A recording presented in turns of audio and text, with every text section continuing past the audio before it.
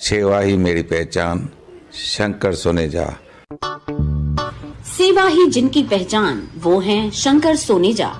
Free Malegaon का काढ़ा, free जोड़ों के दर्द का तेल, फ्री नसों के दर्द से छुटकारा पाने की पीने की दवा।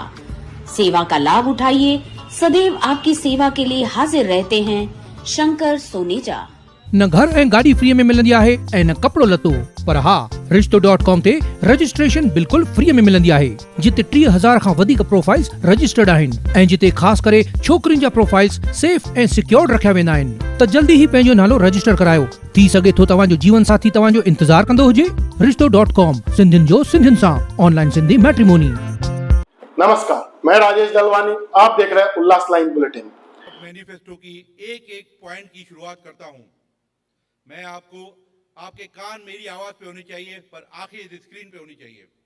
25 पॉइंट का ये उल्लासनगर के विकास, विश्वास और सुरक्षा का टीओके मैनिफेस्टो 2024 की शुरुआत करते हैं। आप सबको जानकारी होगी, जब ज्योति कालानी जी इस शहर की महापौर थी, या पप्पू कालानी जी को इस शहर की पूरी तरह से कमान थी, या पंचम ओमी कालानी जी का मात्र 1.25 साल का छोटा 2.5 का महापौर कार्यालय था, उसमें जनता दरबारें लगती थी, लोगों की सुनी जाती थी। हर महीने, हर 15 दिन में बड़े बड़े नेता मंगाकर, पप्पू कालानी जी पालक मंत्री को मंगाते थे, ज्योति कालानी जी पालक मंत्री को मंगाती थी। ज्योति कालानी जी ने जब चुनकर आई 2014 में, सबसे पहला उन्होंने कार्य किया, एमएलए मीट्स नाम का एक कार्यक्रम चालू किया। उल्लासनगर से 1, 2, 3 से चुनी हुई थी, पर पूरे उल्लासनगर 5 में उन्होंने जनता दरबार एमएलए मीट्स के नाम से शुरू की। उस एमएलए मीट्स के नाम से कलेक्टर से लेके, कमिश्नर से लेके, पुलिस अधिकारी से लेके, महानगर पालिका और राज्य सरकार के 24 ऐसे खातों के सभी अधिकारी बैठते थे, जो तुरंत जगह के ऊपर ही रिजल्ट देते थे। चलिए, हमारा पहला मैनिफेस्टो है टीम ओमी कालानी का, कि टीम ओमी कालानी चुनाव जीते आने के बाद उल्लासनगर में 1 से 5 और मारल वरप कांबा में जनता दरबार की शुरुआत करेगी। ये जनता दरबारें हर महीने लगेगी अलग अलग क्षेत्रों में, और इन जनता दरबार के माध्यम से आम उल्लासनगरवासी जो सरकारी कार्यालयों तक नहीं पहुंच पाते, या जिनको सरकारी कार्यालयों के धक्के खाने पड़ते हैं, उनके लिए इस प्रकार के जनता दरबारों की शुरुआत की जाएगी। ये जनता दरबारें हर महीने लगेगी। इन जनता दरबारों में कलेक्टर से लेकर, कमिश्नर से लेकर, पुलिस अधिकारी से लेकर, महानगर पालिका, फॉरेस्ट डिपार्टमेंट, एमएससी विभाग, ग्राहक संरक्षण, ऐसे 25 खाते के सभी अधिकारी यहां पर मौजूद रहेंगे, और सिंगल विंडो उल्लासनगर की आम जनता को न्याय दिया जाएगा। ये जनता दरबारें पूरी तरह से कार्यरत रहेगी अपने पूरे आने वाले चुने हुए 5 साल के कार्यकाल में। हमारे मैनिफेस्टो की दूसरी महत्वपूर्ण पॉइंट जो है, आज उल्लासनगर शहर में जो सबसे बड़ी समस्या है, वो ट्रैफिक की समस्या है। ट्रैफिक की समस्या विशेष धोबीघाट परिसर, 2 नंबर ओटी परिसर, मच्छी मार्केट परिसर, आशाराम आश्रम परिसर, रमाबाई अंबेडकर नगर परिसर, अमरधाम चौक, खेमानी चौक, रुआनी Satsang, Nanak Jira Chowk, central hospital, DCP office, town hall, forward line, 3 number OT, KB road. हमारे शहर से 2 बड़ी सड़कें जाती है, स्टेट हाईवे जिसे कहा जाता है। एक है केबी रोड, कल्याण बदलापुर रोड, जो शहर के बीचों बीच से जाता है, और एक है कल्याण मुरबार रोड, जो शहर के एक कोने से जाता है। इन 2 बड़े रोडों को एक फ्लाईओवर के जोड़ से, एक फ्लाईओवर बनाकर, एलिवेटेड फ्लाईओवर बनाकर जोड़ के आगे उनको 2 रोडों को जोड़ने की हमारी सोच है। इसके ऊपर डीपीआर के ऊपर काम भी चालू हो चुका है। मैं आपको यहां पर संक्षेप में बताना चाहूंगा।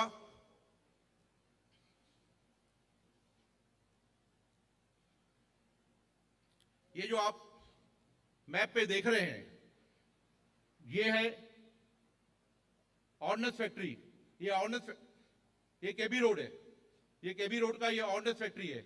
आप देखेंगे हमारे शहर में साईं बाबा मंदिर से ऑर्डिनेंस फैक्ट्री के बाउंड्री से लेकर पूरी तरह से जाकर ये आगे सुभाष नगर से बॉर्डर से गुजरकर, रमाबाई टेकड़ी से गुजरकर, हनुमान नगर से गुजरकर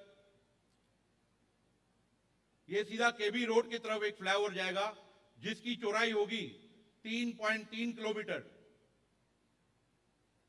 ये पूरा जाकर सीधा आप देखेंगे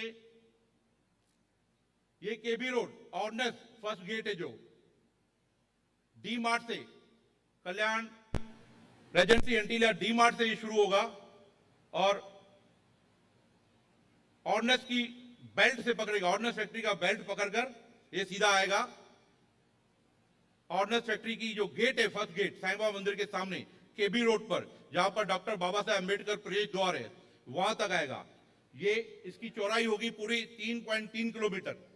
324 करोड़ रुपए का डीपीआर इसके लिए हमने मांग की है।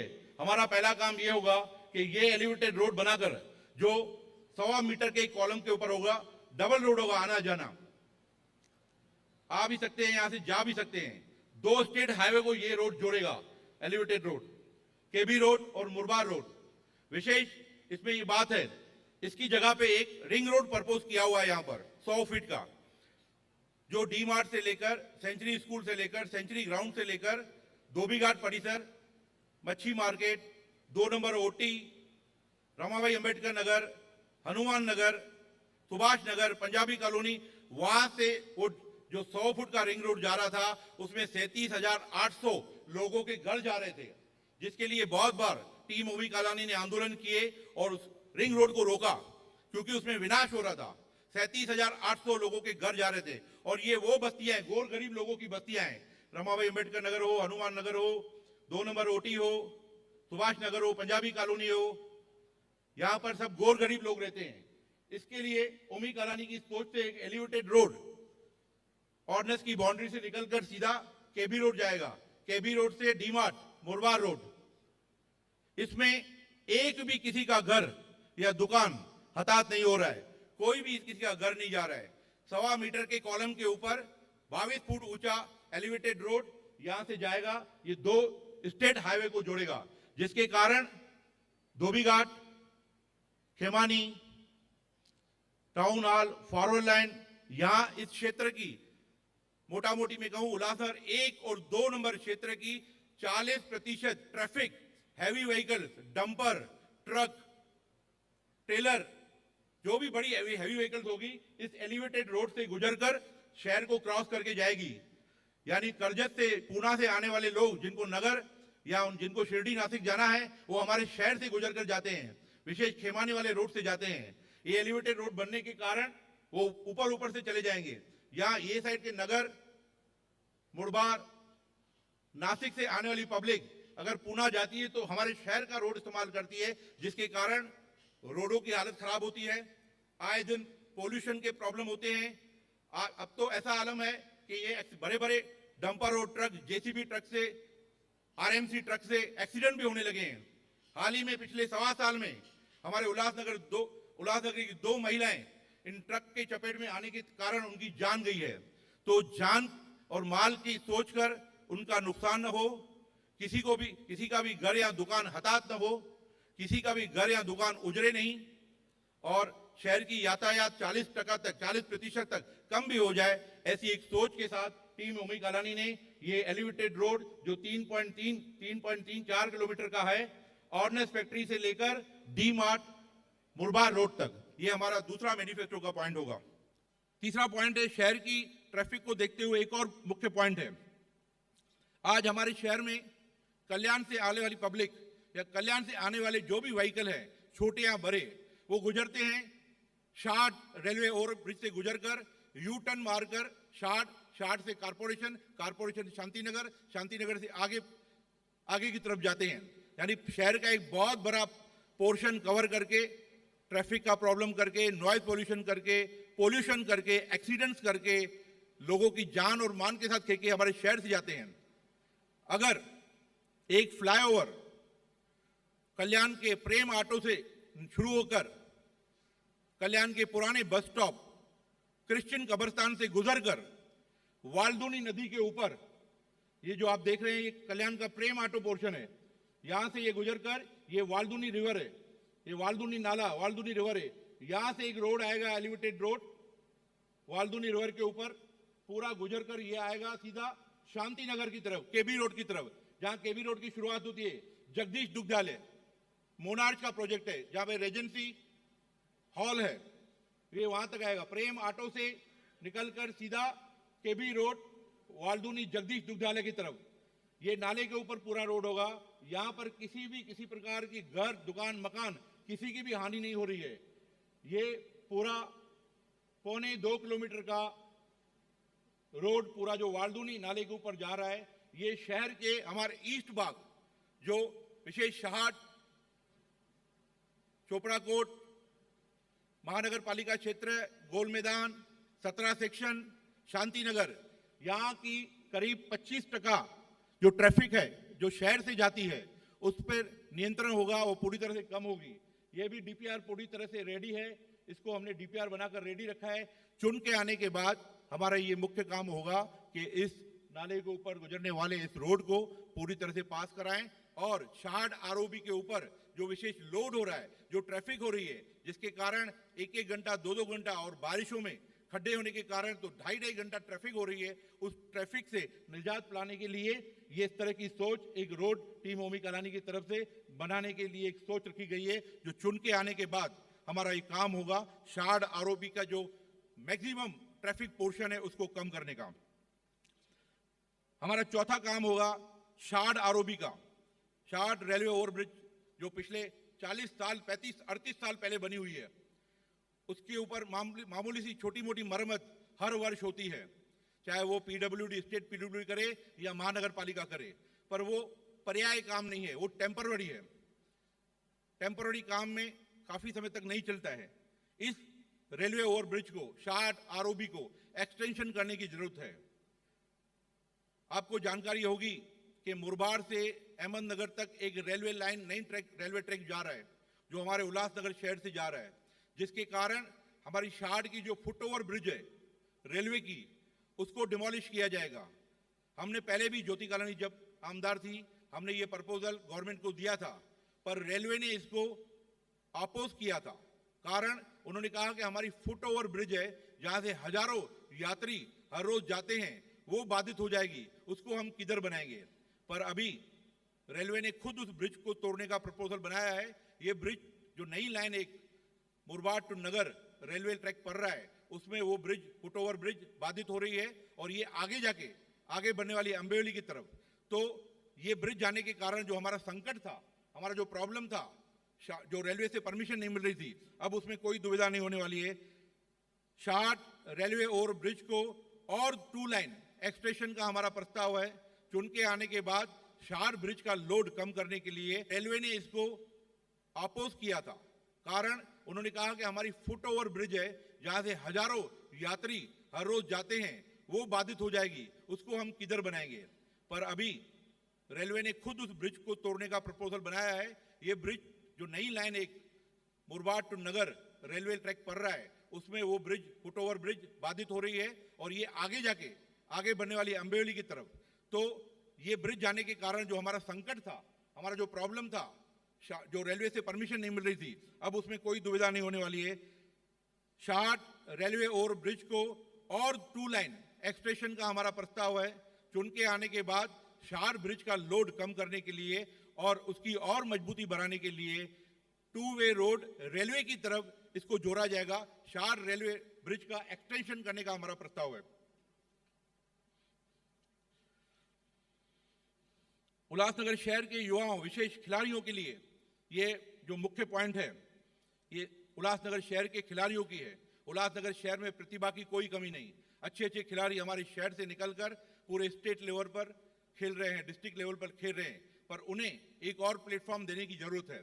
तो टीम ओमी कलानी, विशेष ओमी कलानी जी का तो हमेशा यही रहता है कि उल्लासनगर के युवाओं को, खिलाड़ियों को एक प्लेटफॉर्म दिया जाए, एक मैदान दिया जाए, एक मिनी स्टेडियम, स्पोर्ट्स कॉम्प्लेक्स दिया जाए। उसी तर्ज पर पंचम कालानी जी जब महापौर थी तो वीटीसी ग्राउंड का एक डीपीआर पास करके 20 करोड़ रुपया राज्य सरकार से पास करके वो वीटीसी ग्राउंड का काम चालू है। उसी तर्ज पर गोल मैदान परिसर में मिनी स्टेडियम का काम पूरी तरह से डीपीआर रेडी है, वर्क ऑर्डर भी निकल चुका है। पर शहर के कुछ राजनीतिक लोग जो गोल मैदान पर अपना आधिपत्य समझते हैं, जागीर समझते हैं, उन्होंने उस काम को रोका है। टीम ओमी कलानी का आमदार बनते ही युवाओं के लिए, खिलाड़ियों के लिए एक mini sport stadium, sports complex Gol Maidan परिसर पर हम बनाएंगे। ये काम पूरी तरह से रेडी है, सिर्फ काम शुरू करना है, पर राजनीतिक हस्तक्षेप होने के कारण इसे रोका गया है। इस वर्क ऑर्डर को रद्द कराने की कोशिश की जा रही है। हमने इसको रोक कर रखा है, पर हमारा काम चुन के आने के बाद जो विशेष खिलाड़ियों के लिए हमारा काम होगा, एक गोल मैदान परिसर को स्पोर्ट्स कॉम्प्लेक्स में मिनी स्टेडियम करना। हमारा शहर उल्लासनगर शहर बुद्धिजीवियों का शहर माना जाता है। मेरे बहुत सारे नेशनल के यहां पत्रकार मौजूद हैं, उन्होंने भी इस चीज को महसूस किया होगा। बहुत सारे एनजीओ, स्वयंसेवी संस्थाएं हमारे शहर में हैं। हमारी रिपोर्ट के अनुसार, हमारी एक सर्वे के अनुसार उल्लासनगर में 163 स्वयंसेवी संस्थाएं रजिस्टर्ड है। नॉन रजिस्टर्ड है उनका तो कुछ लेखा जोखा ही नहीं है। ये जो एनजीओ है, चाहे वो शैक्षणिक संस्था के माध्यम के हो, सामाजिक हो, युवाओं के हो, महिलाओं के हो, बच्चों के लिए हो, स्पोर्ट्स के लिए हो, वो कार्यरत है, काम करते हैं। उन एनजीओ के लिए, उन स्वयंसेवी संस्थाओं के लिए आज तक किसी भी राजनीतिक पार्टी ने ऐसी सोच नहीं रखी है कि उनके लिए भी एक ऐसा विशाल मैदान होना चाहिए, उनके लिए भी एक ऐसा भवन होना चाहिए जहां पर वो अपने मीटिंग्स कर पाए, अपने विचार लोगों तक पहुंचा पाए, अपने आगे की रणनीति बना पाए। साथ ही साथ हमारे शहर के बुजुर्ग, जिन्हें पिछले 10-15 वर्षों से सिर्फ पिकनिक, सिर्फ घुमाना, सिर्फ वाटर पार्क, सिर्फ ये दर्शन वो दर्शन में व्यस्त रखा गया है।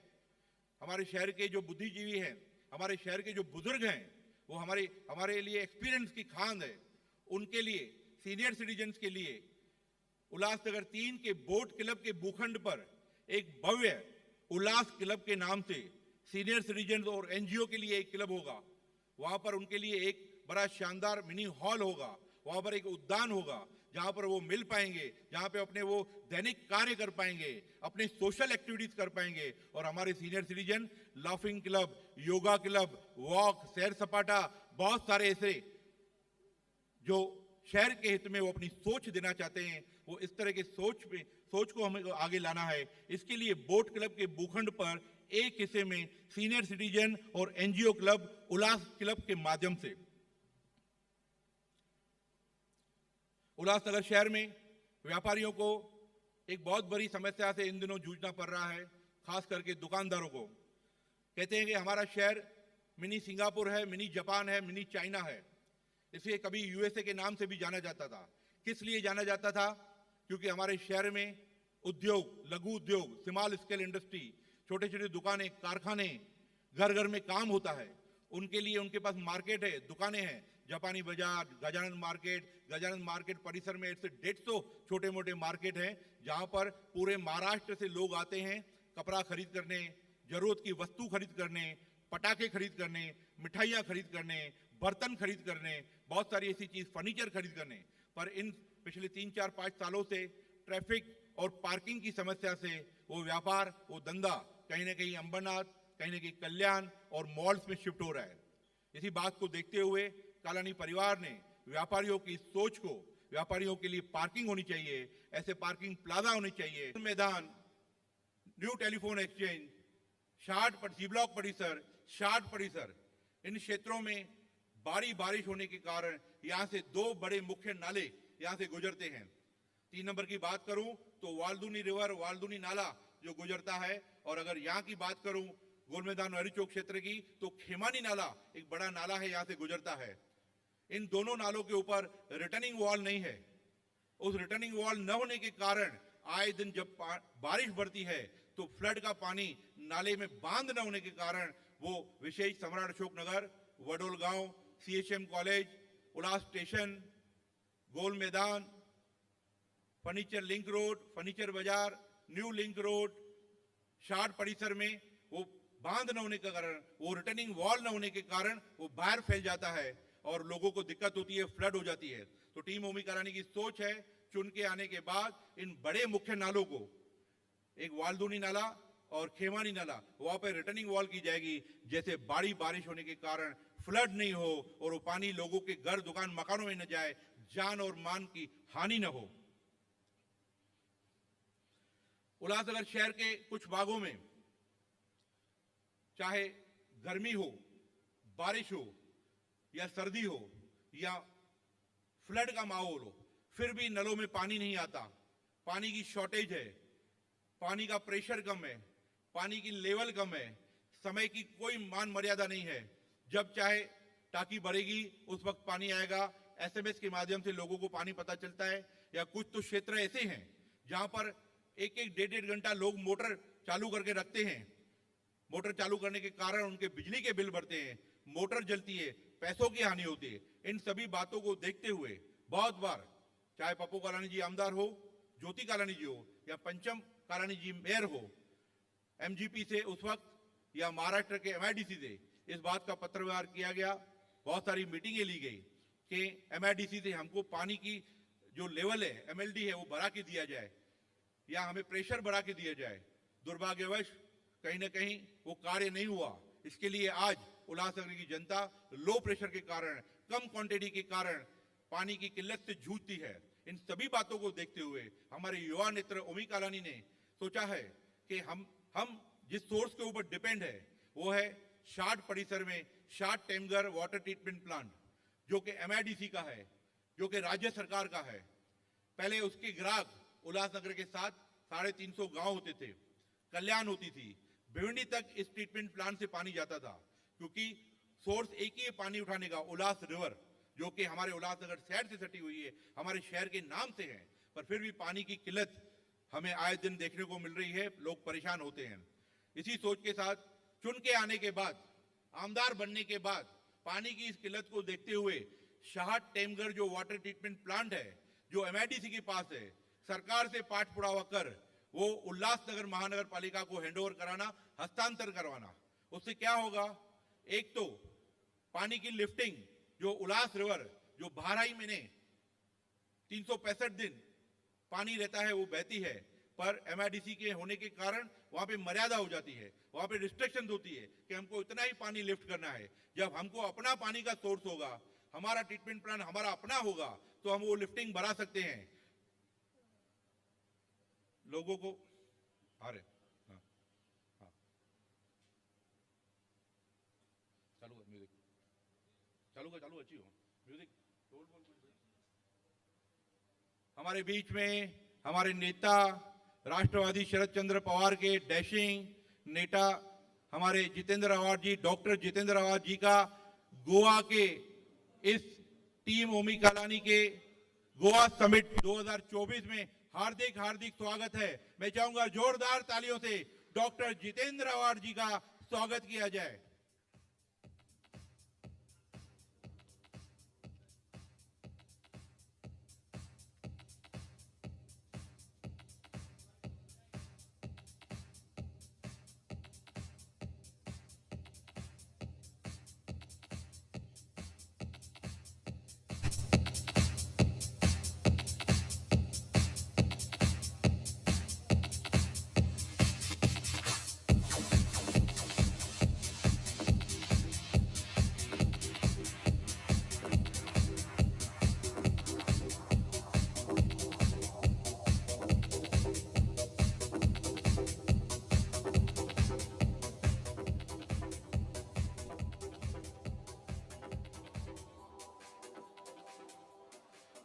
मैं चाहूंगा कि सभी अपने चेयर्स पर बैठ जाएं।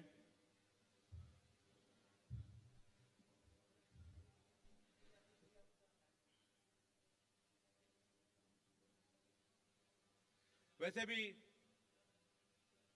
जहां जहां डॉक्टर आ जाते हैं वहां की फुर्ती, ऊर्जा और तंदुरुस्ती बढ़ जाती है।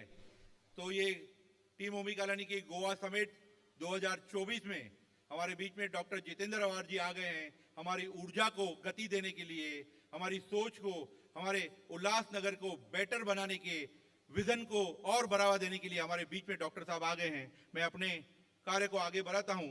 डॉक्टर साहब, ये मैनिफेस्टो डिक्लेयर कर रहे हैं हम मीडिया के सामने, 25 पॉइंट का एक उल्लासनगर शहर के पिछले 6 महीने से रायशुमारी कर व्यापारियों से, उद्योगपतियों से, एनजीओ से, पत्रकारों से, अपने बुद्धिजीवियों से मिलकर एक मैनिफेस्टो हमने बनाया है 25 पॉइंट का, उसका हम मीडिया के सामने रख रहे हैं। तो वो वाटर ट्रीटमेंट प्लांट जो शाहद टेमगर का है वो हम हैंडओवर कराएंगे गवर्नमेंट से, उल्लासनगर महानगर पालिका, जिससे उल्लास रिवर से पानी की लिफ्टिंग जो होगी वो हम अपने हिसाब से करेंगे। साथ ही साथ आज जो एमआईडी से हम पानी खरीद करते हैं, 1 दक्ष लीटर 1800 रुपए का पानी मिलता है। अगर वो वाटर ट्रीटमेंट प्लांट उल्लासनगर महानगर पालिका हो गया तो 1 दक्ष लीटर 1380 रुपए का वो हमको पड़ेगा। यानी वाटर रेट, पानी के जो रेट्स हैं वो भी हम कर पाएंगे। पर उससे बड़ी बात यह है कि जो पानी की एमआईडीसी हमको किल्लत देती है, आए दिन पानी हमारा बंद कर देती है, या बाकी जो राजनीति होती है पानी में, जिसकी सरकार ऊपर होती है वो नीचे वालों को परेशान करती है, या हमारी सोच की सरकार नहीं होती है तो यहाँ का पानी हमारा कम किया जाता है, उस दुविधा से भी हम बच पाएंगे। टीम ओमी कालानी के मैनिफेस्टो 2024 की 10वीं पॉइंट है, बहुत सारे व्यापारियों को विशेष नेहरू चौक परिसर, शिवाजी चौक परिसर, गोल मैदान परिसर, सीरू चौक परिसर, खेमानी परिसर में ठेले वाले, जो भी ठेले वाले जो ठेला लगाकर हाथगारी पर या जुमा बाजार लगती है या मंगल बाजार लगती है, आए दिन उन व्यापारियों की शिकायत होती है। क्राइम तो बढ़ता ही है, देर रात तक छीना झपटी, महिलाओं के साथ अभद्र व्यवहार वो तो होता ही है, पर इन बाजारों, इन ठेले वालों के कारण जो ट्रैफिक की समस्या होती है, जो नॉइस पोल्यूशन होती है, गंदगी पसरती है, उन बातों को देखते हुए एक महानगर पालिका ने हॉकर्स के लिए एक टेंडर निकाला है। वो टेंडर क्या है? एक ठेकेदार को नियुक्त किया है। वो ठेकेदार हर रोज उस ठेले वाले से 40 रुपया लेगा, महीने के 1200 रुपए लेगा, और वो ठेले वाले को लेसन मिल जाता है कहीं भी खड़ा होने का, कहीं भी रुकने का। वो ठेले वाला 40 रुपया भर के दुकान के बाहर, करोड़ों की दुकान के बाहर बैठ के वही प्रोडक्ट बेचता है। अगर नेहरू चौक के ऊपर एक 4 करोड़ की दुकान है, वो अगर वीआईपी के अंडरवेयर और बनियान बेचती है, अपना खर्चा पकड़ के 10% की मार्जिन रखकर, वही ठेले वाला उसके 4 करोड़ के दुकान के बाहर 40 रुपए की पावती ठेकेदार को देकर वही अंडरवेयर उसको 10, 15, 20% कम में डिस्काउंट पर वहां बेचता है।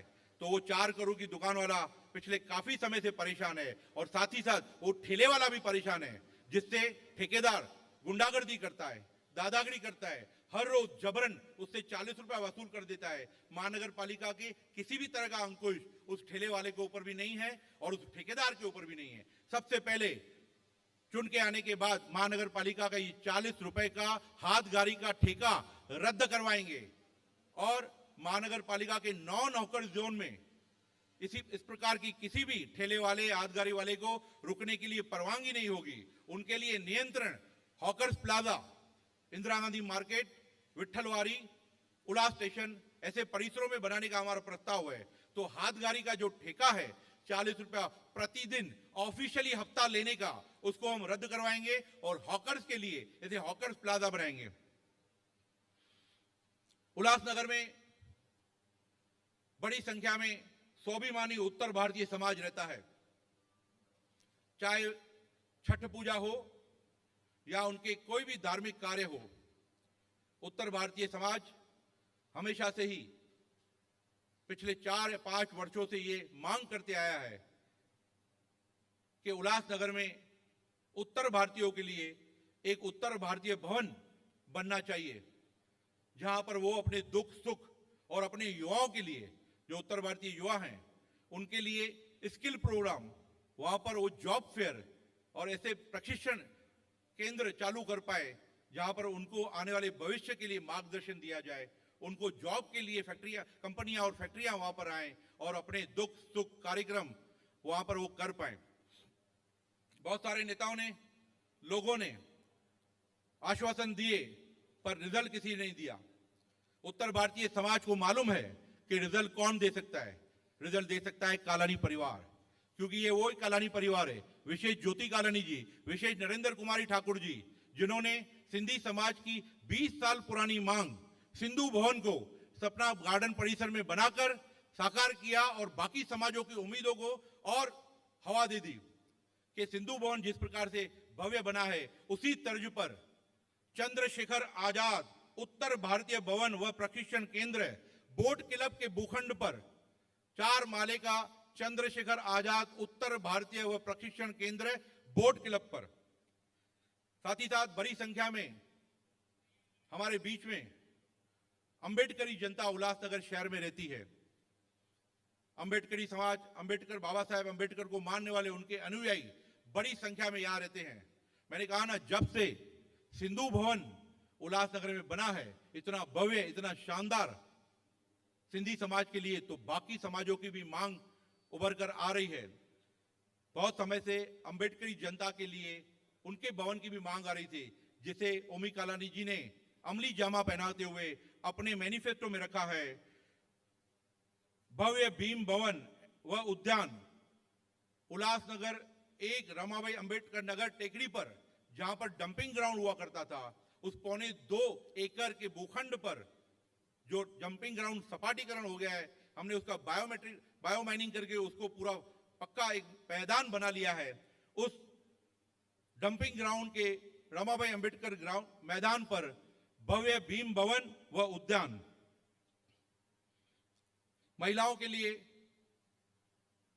बहुत सारे लोग कहते हैं आपकी पार्टी महिलाओं की पार्टी है, चाहे वो ज्योति कालानी जी मेयर हो, पार्टी की जिला अध्यक्षा हो, पहली महिला आमदार हो, चाहे वो पंचम कालानी जी मेयर हो, पार्टी की जिला अध्यक्षा हो, तो महिलाओं के बचत गट हो, महिलाओं के सबलीकरण करना हो, हमेशा से ज्योति कालानी, पंचम कालानी जी, सीमा कालानी जी ने हमेशा ध्यान दिया है। इसी बात को मद्देनजर रखते हुए उल्लासनगर के आनंद नगर फर्स्ट गेट पर जो एमजीपी का एक ग्राउंड है, महाराष्ट्र जीवन प्राधिकरण का जो ग्राउंड महानगर पालिका को हैंडओवर हुआ है, उस पर सावित्रीबाई फुले महिला प्रशिक्षण केंद्र बनाने का हमारा प्रस्ताव है। यहां पर महिलाओं को सिर्फ प्रशिक्षण नहीं दिया जाएगा, पर महिलाओं के लिए आगे जॉब, उनको उद्योग खोल कर देना, उनकी स्किल को और आगे बढ़ाना, वो भी मुख्य कारण रहेगा, मुख्य मुद्दा रहेगा। आपको याद दिला दूं, जब ज्योति कालानी जी इस शहर की आमदार थी, तो उन्होंने ऐसी 1100 गोर गरीब महिलाएं जो घर से निकलकर काम करना चाहती थी, लोगों के बीच में जाना चाहती थी, अपने घर परिवार को चलाने के लिए अपने पति का साथ देना चाहती थी, ऐसे 1100 महिलाओं को अंबरनाथ के आनंद नगर एमआईडीसी में उनको नौकरी लेके दी। पहले तो उनके लिए फेयर लगाया, उनको वहां पे उनको सिखाया काम पैकेजिंग का, रेडीमेड पैकेजिंग की बहुत बड़ी हांगकांग की फैक्ट्री है। फिर वो उनको काम दिलवाया। वो काम आज से 6 साल पहले, 5 साल पहले 10,000 रुपया महीने के स्टार्ट से चालू हुआ था। तो आप सब महिलाओं को मैं बता दूं, आज वो एक महिला 28,000, 30,000, 35,000 तक भी सैलरी आज उसको फैक्ट्री में, आज तक वो 1100 महिलाएं हैं। और जब भी वो महिलाएं अब जब उनको सैलरी मिलती है, उनको पगार उनके अकाउंट में आती है, वो ज्योति कालानी जी को याद करना नहीं भूलती। तो उसी तर्ज पर सावित्रीबाई फुले महिला प्रशिक्षण केंद्र से इस तरह के स्किल्स को, इस तरह के काम को, महिलाओं के काम को बढ़ावा दिया जाएगा और उनको जॉब पर, नौकरियों पर भी लगाया जाएगा।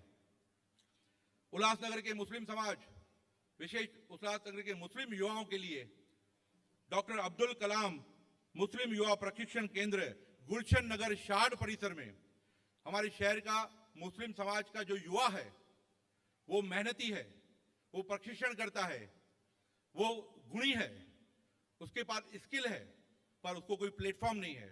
ओमी कालानी जी खुद एक युवा है। उन्होंने उल्लासनगर के उस मुस्लिम युवाओं के लिए, जिन्हें आज तक कोई भी ऐसा प्लेटफॉर्म नहीं मिला, ऐसा कोई भी मंच नहीं मिला जहां पर वो जाकर सीखे, विशेष उल्लासनगर के मुस्लिम युवाओं के लिए डॉक्टर अब्दुल कलाम मुस्लिम युवा प्रशिक्षण केंद्र गुलशन नगर शार्ड परिसर में।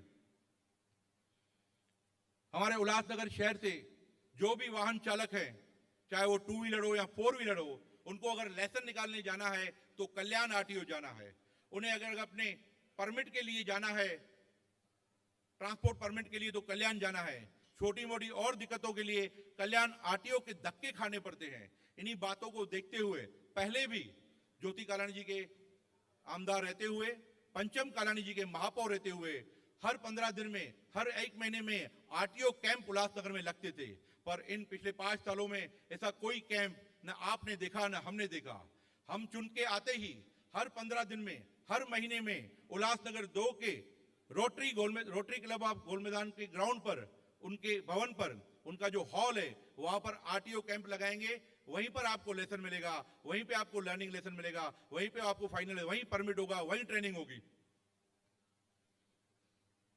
आए दिन उल्लासनगर में बिजली गुल होने की समस्याएं, बच्चे रात के समय में खास करके जब पढ़ाई करते हैं तो उनके माताजी या उनके पिताजी, उनके पेरेंट्स उन्हें कहते हैं कि इन्वर्टर वाले रूम में जाके पढ़ो, जहां पे बैटरी लगी हुई है वो रूम में जाके बैठो, क्योंकि उल्लासनगर में लाइट आने का और जाने का कोई भी भरोसा नहीं है। आए दिन लाइट जाती है। एमएससी विभाग को बोलो तो कहेंगे ट्रांसफार्मर वीक हो गए हैं, केबलिंग हमारी आउटर है, अंडरग्राउंड करनी पड़ेगी, इंफ्रास्ट्रक्चर को सेट करना पड़ेगा, इंफ्रास्ट्रक्चर को अपग्रेड करना पड़ेगा, अंडरग्राउंड वायर और केबल्स करनी पड़ेगी। ज्योति कालानी जी और पंचम कालानी जी के होते हुए गजानंद मार्केट क्षेत्र में जो केबल्स और वायर थी उनको एक पायलट प्रोजेक्ट करके हमने शुरू किया था और वो कंप्लीट हुआ। वहां की सब वायरें भूमिगत हो चुकी है। अब उसी तर्ज पर पूरे शहर में जितनी भी केबल्स है, जितने भी वायर है, ओवर एक्सटेंशन वायर है, वो सब भूमिगत होंगे। जितने भी ट्रांसफार्मर है उन्हें नए डिजिटल ट्रांसफार्मर में चेंज किया जाएगा और एमएससीबी का अपग्रेडेशन किया जाएगा। साथ ही साथ विशेष उल्लासनगर 1 और 2 के ऊपर जो उनका स्विचिंग स्टेशन है, 17 सेक्शन का स्विचिंग स्टेशन, वो काफी पुराना हो चुका है। पप्पू कालानी जी ने 2002 में वो बनाया था, उसके ऊपर काफी लोड भर गया है क्योंकि लघु उद्योग, स्मॉल स्केल इंडस्ट्री घर घर में होने के कारण एमएससीबी का प्रॉब्लम हो रहा है। उसी उल्लासनगर 1 और 2 क्षेत्र के लिए अलग से रेजेंसी एंटीला में एमएससीबी स्विचिंग स्टेशन जो ज्योति कालानी जी ने बिल्डर से रजिस्टर ट्रांसफर करवा के लिया है, 1 एकड़ की जमीन एमएससीबी स्विचिंग स्टेशन के लिए है। चुन के आने के बाद एमएससीबी अपग्रेडेशन अंडरग्राउंड वायर के साथ साथ एमएससीबी स्विचिंग स्टेशन को भी हम वहां से बनाएंगे। जैसे उल्लासनगर 1 और 2 में जो लाइट की फ्लैक्चुएशन है, लाइट आई कब गई कब गई कब आई, वो जो दिक्कत है उससे निजात मिलेगी। आरोग्य विभाग की बात करूं तो ओमी कालानी जी ने, पप्पू कालानी जी ने महाराष्ट्र के मुख्यमंत्री से उल्लासनगर शहर के लिए एक महानगर पालिका के तर्ज पर एक 3 स्टार हॉस्पिटल उल्लासनगर 2 एंटीला के पास पूरी तरह से तैयार करवाया है और वो पूरी तरह कार्यरत भी है, जिसकी मॉनिटरिंग खुद पप्पू कालानी जी करते हैं। वहां पे पेशेंट किस तरह से एडमिट हो रहे हैं, किस तरह से उनका उपचार हो रहा है, गवर्नमेंट से अप्रूवल आ रहा है कि नहीं आ रहा है, डॉक्टर्स की अवेलेबिलिटी, सफाई व्यवस्था, सुरक्षा, हर चीज की सुपरविजन पप्पू कालानी जी पिछले 3 महीने से कर रहे हैं। साथ ही साथ सेंट्रल हॉस्पिटल को अपग्रेड करने के लिए, सेंट्रल हॉस्पिटल जो हमारे शहर के ऊपर सिर्फ नहीं पर आसपास के करजत से लेकर, कसारा से लेकर, थाना से लेकर बहुत सारे पेशेंट, खास करके गांव के पेशेंट इस सेंट्रल हॉस्पिटल के ऊपर डिपेंड है। उस सेंट्रल हॉस्पिटल को अपग्रेडेशन करना और अच्छी तर्ज पर पीपीपी, पब्लिक प्राइवेट पार्टनरशिप के तहत पर एमआरआई, सीटी स्कैन, बाकी जितने प्रकार के भी ओपीडी सेंटर होते हैं वहां पर चालू कराना। आए दिन उल्लासनगर के उद्योगियों की, विशेष खास करके फोरम ऑफ उल्लासनगर मैन्युफैक्चर के हमारे पीतू राजवानी जी और उनके साथियों की हमेशा ये मांग रहती है कि हमसे छोटा शहर अंबरनाथ, उसको 2-2 एमआईडीसी, और साहब लक्ष्य क्या है फक्त, हमसे छोटा शहर पॉपुलेशन में हमसे 25%, 3.5 लाख की पॉपुलेशन अंबरनाथ और 10 लाख की पॉपुलेशन उल्लासनगर। अंबरनाथ में 3 एमआईडीसी, कल्याण में 4 एमआईडीसी, आसपास के क्षेत्र में ग्रामीण में विक्रमगढ़, मोखारा, शाहपुर, वहां पे 2-2 एमआईडीसी। पर सच मानो में जो औद्योगिक क्षेत्र है उल्लासनगर, उसको एक भी एमआईडीसी नहीं। तो चुन के आने के बाद गवर्नमेंट ऑफ महाराष्ट्र से उल्लासनगर के औद्योगिक क्षेत्र को एमआईडीसी घोषित करवाना, एमआईडीसी घोषित करवाकर एमआईडीसी के जितने भी फायदे हैं, चाहे वो टैक्सेशन में हो, पानी के बिलों में हो, लाइट के बिलों में हो, या एक अच्छा सा प्लेटफॉर्म उद्योग जगत को देने के लिए फोरम ऑफ उल्लासनगर मैन्युफैक्चर के लोगों की ये मांग है, उसको हमने इसमें समाविष्ट किया है कि उल्लासनगर क्षेत्र के औद्योगिक क्षेत्रों को एमआईडी जोन घोषित करवाना।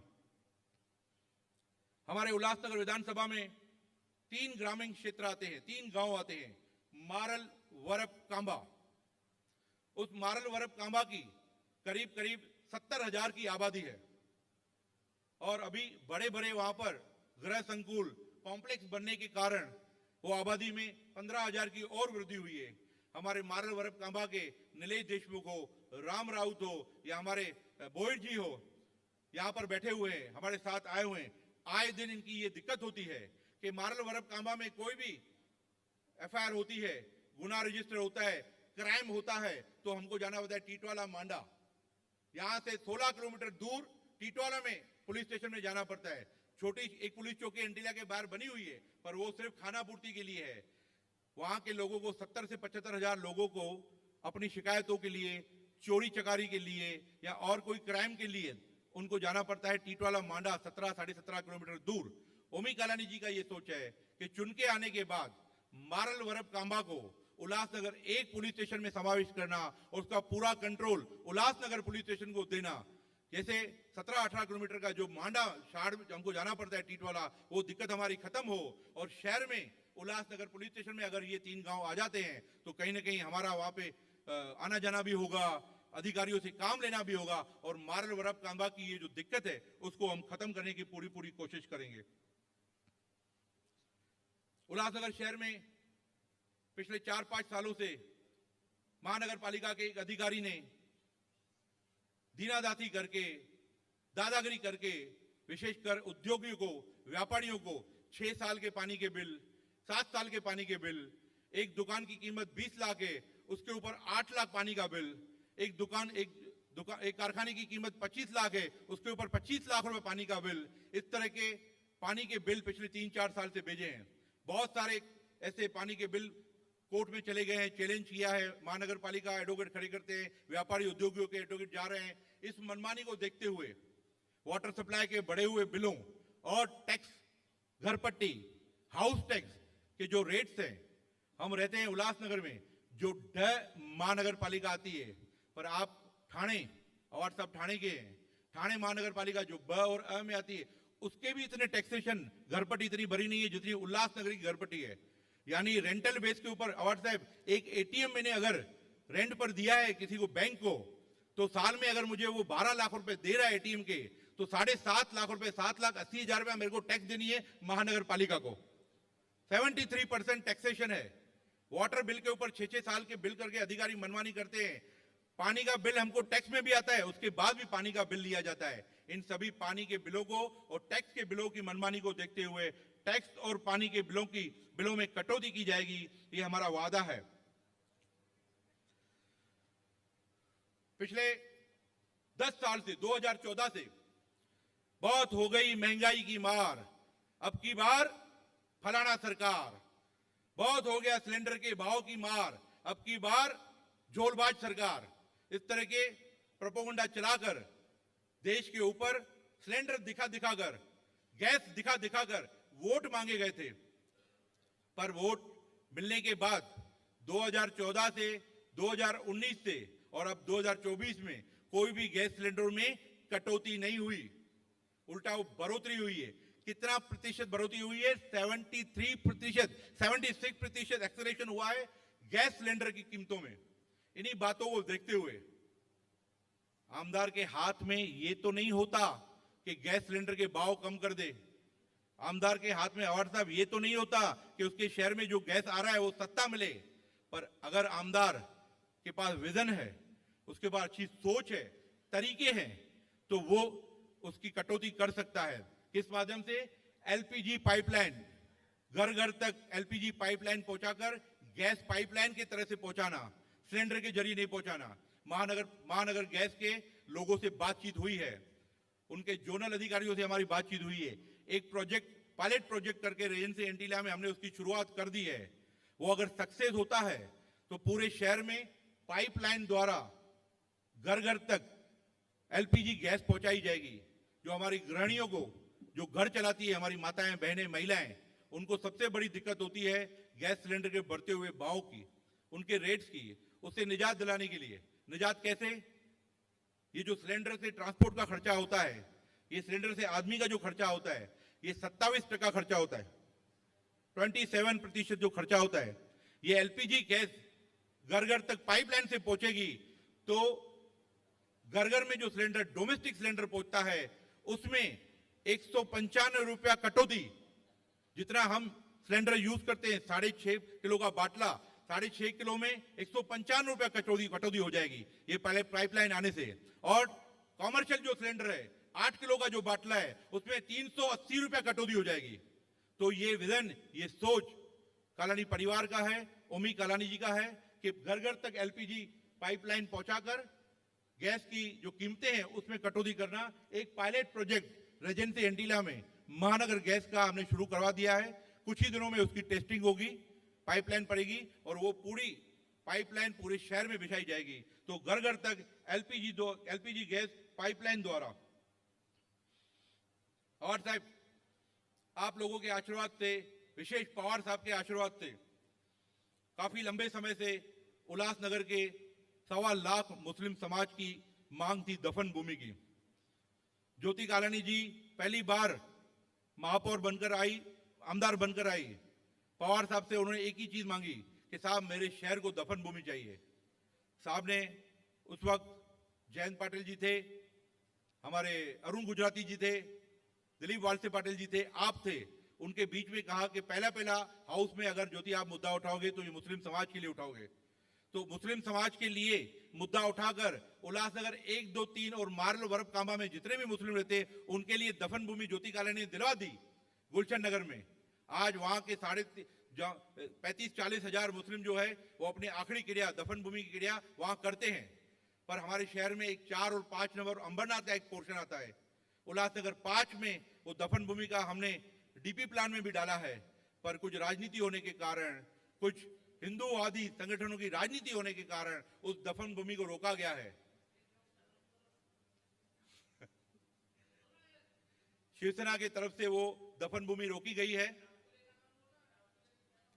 और डावखरे साहब जब थे, ये राजनीति बहुत दुनिया भर की चली थी, पर उस राजनीति को भी ज्योति कालानी जी साहब मुंह तोड़ जवाब दिया और वो दिलवाई। ये बात हो रही है उल्लासनगर 5 की एक दफन भूमि की बात हो रही है।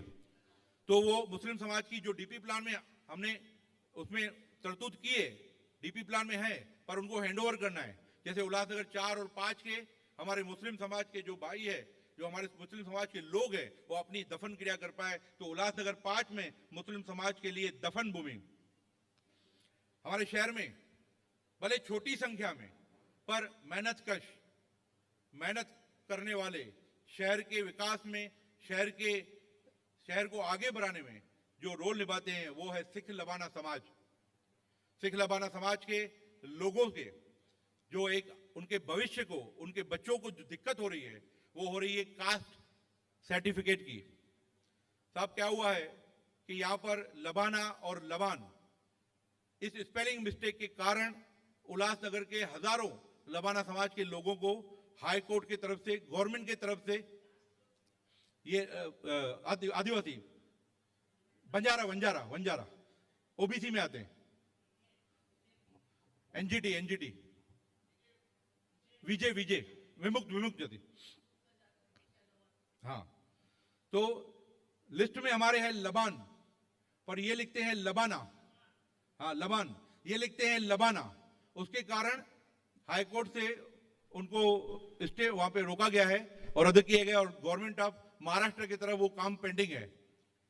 तो इस मेहनतकश समाज के लिए इनके कास्ट वेरिफिकेशन में आने वाली समस्या, लबान और लबाना को चुन के आने के बाद प्राथमिकता देकर उसे पूरा किया जाएगा और इस मेहनतकश समाज को न्याय दिया जाएगा। हमारे उल्लासनगर शहर में दानशूरों की कोई कमी नहीं, चाहे वो मेडिकल फील्ड में हो, शिक्षण क्षेत्र में हो या धर्म नगरियों में हो। एक और तबका आता है ब्लड डोनर्स का, रक्तदान करने वाले। एक सर्वे बताती है, डॉक्टर साहब, एक सर्वे बताती है उल्लासनगर 1 से 5 तक 40,000 ब्लड डोनर हैं जो रेगुलर हर 3 महीने में अपना ब्लड देते हैं। इतने कल्याण में नहीं है, इतने डोंबिवली में नहीं है, किधर भी नहीं है, पर दुर्भाग्य है कि इतने 40,000 रेगुलर डोनर होने के कारण भी उल्लासनगर शहर में एक भी ब्लड बैंक नहीं है जहां पर ब्लड का साठा, रक्त पेटी हम बना पाए। हमें डिपेंड होना पड़ता है कल्याण पर, हमें डिपेंड होता है डोंबिवली पर, उनके धक्के खाने पड़ते हैं, उनकी मनमानियां बर्दाश्त करनी पड़ती है। और दुर्भाग्य की बात यह है, इन जो डोंबिवली और कल्याण में ब्लड बैंक है, उसमें सबसे ज्यादा ब्लड डोनेट करने वाले हमारे शहर उल्लासनगर के हैं।